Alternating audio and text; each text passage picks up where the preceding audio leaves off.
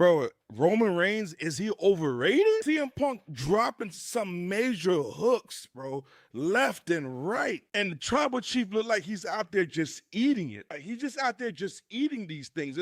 It's one of them things to where it's just like, this is not an ordinary pipe bomb. If you watch the segment, it was about 13-minute plus. If you was watching the segment, it was about 13-minute plus. From the moment the camera hit Punk in the back, not literally, but from the moment the camera faced Punk and he walked out there, he didn't have time to talk about his clobbering time. Then walked straight to the ring, throws the WWE World Heavyweight title over the rope. With disrespectful, my ad, but hey, we know that he was on business, that he meant business. To the point that he went into the ring, put the strap back on, dropped down to, when I was a kid, I used to call it crisscross applesauce or Indian style. I don't know what you guys used to call it when you were small, but the angle, the stance of, I'm going to drop this pipe bomb. And there's a lot of key points that I'm going to go into with CM Punk and this pipe bomb. It wasn't an ordinary. Pat McAfee caught it. Yeah, Pat McAfee caught it straight. Dwayne Johnson caught it straight. Joe, The Rock, caught it straight. Man, even Mr. McMahon, who's not around, caught it straight. Paul Levesque caught it straight. Ari Emanuel caught it straight. If you don't know who he is, go look it up because I'm about to help you. Nick Khan caught it straight. Paul Levesque caught it straight. Man, I could go on, and please let me know in the comments who else caught it straight. There was a lot of strays being hit in this pipe bomb. And there's so much that we ain't going to have enough time to dissect because I want to keep the time underneath the pipe bomb. You go watch the video on WWE YouTube or WWE.com. But when you look at it with the meaning with the pipe bomb is that wrestling right now, which we as people are talking about it, is too polished. It's so influenced right now. There's a lot of things that are going on. And the way Punk has it, everybody's 50-50 split. You heard them screaming out Roman, you hear them screaming out Punk. Punk calls those people out, talking about, why would you want to get mad at me when I said that your tribal chief ain't there? And if you know me, I'm torn apart. I'm torn apart. I'm not that child who mommy and daddy are going through a divorce and don't know which side I want to go on. Mommy could cook, but dad cooks outside. Daddy goes to all the fun places. Mommy brings all the fun places. I don't know where to go, but I'm torn.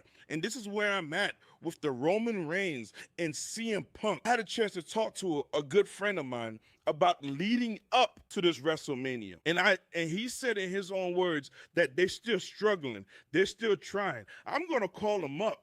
And I hope he jumps in this comment and tell me what is his opinion so far. And I would love to hear about it. But everybody's torn up from side to side. Then CM Punk takes shots at Roman, calling him boring, plastic, makeshift, manufactured. Bro, if Punk wasn't my dude, I would have said something. I would have came off that barricade and I would have hit him with a pipe and drop a bomb.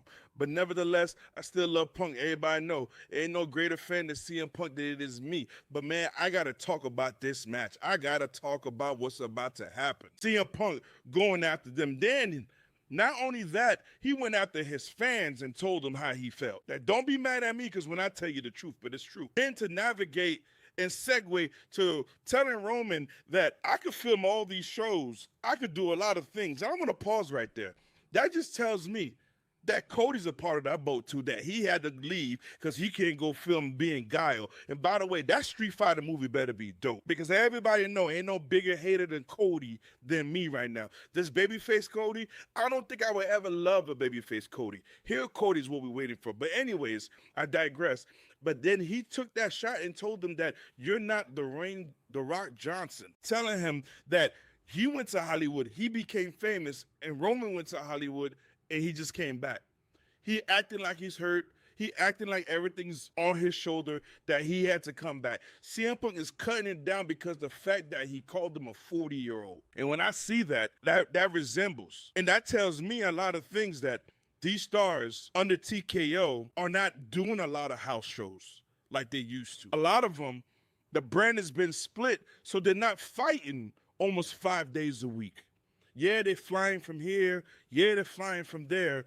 But it's just crazy. And then he segued over to Pat McAfee, telling Pat McAfee he's a Logan Paul without muscles. And let me remind you, Pat McAfee used to play football. And then tells him that he ain't gonna take no advice for somebody who was kicking football in the NFL, because if you look at it, a lot of sports don't have respect for WWE back in the day. They're now trying to show up and show love. And CM Punk said, nah, he is going ham. So not only that, he took a shot at a former NFL player, I feel like he took a shot at the organization itself. He's calling everything soft. And then to turn around and say that Roman sucked too along with y'all. Because he couldn't make it in the NFL, he came to the WWE. You guys absolutely suck. People catching strays. And you guys are out there are looking at it from an entertainment perspective, but these guys are catching strays. There was nobody safe. He came back and he brought up Vincent Kenneth McMahon, another middle name, sorry, and said there was a segment where Roman was tied to the ring post and it was feeding him dog food when he was the big dog, and said that Roman accepted that so that way he could try to be over.